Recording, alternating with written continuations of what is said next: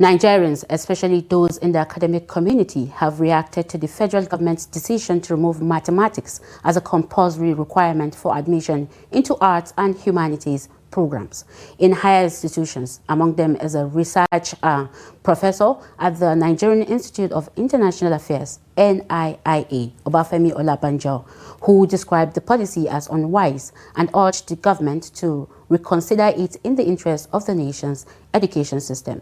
Victoria Tokolo reports.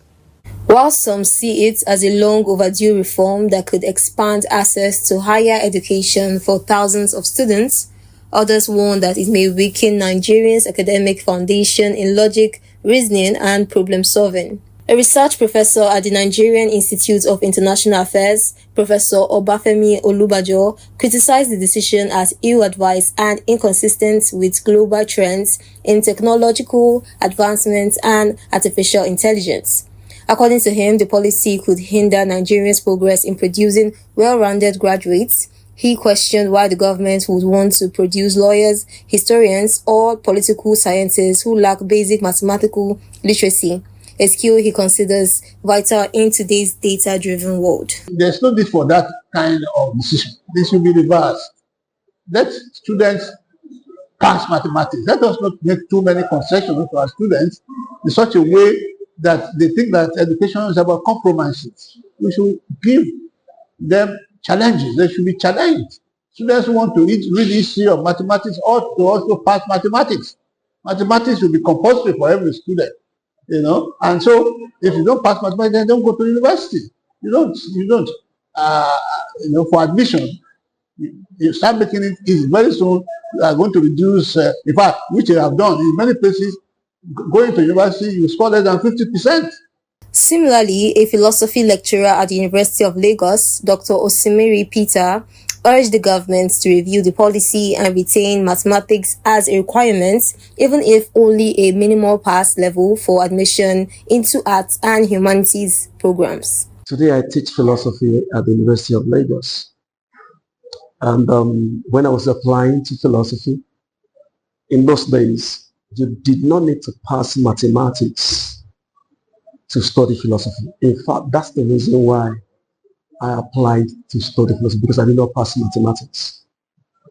So I would say, in a way, it's a good idea, particularly because it will give opportunity to those who are not necessarily very good in maths, to get admission into the university. But on the other hand, after several years of teaching, I'll tell you that a pass in mathematics will be an added advantage for any students. Yes, I am for it. Yes, it's a very welcome development. What that we've been expecting, long time coming. It's an unnecessary impediment. Most people that are going for arts subjects from the beginning, from the get-go, it's like a calling to an extent. They already have a flair, they have a purpose or a reason, for wanting to go into art-related, subjects or the profession itself from the beginning. And I don't see why math has been a major challenge, for some people before now. I don't think it's the best idea.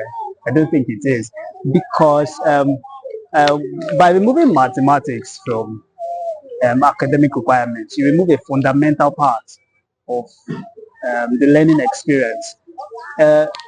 Most students go to school simply for the exams, or it is because I need to pass mathematics that I study mathematics well. I did well in mathematics, so maybe that is why I am biased. But the fact is, by removing mathematics, you take away that learning requirement.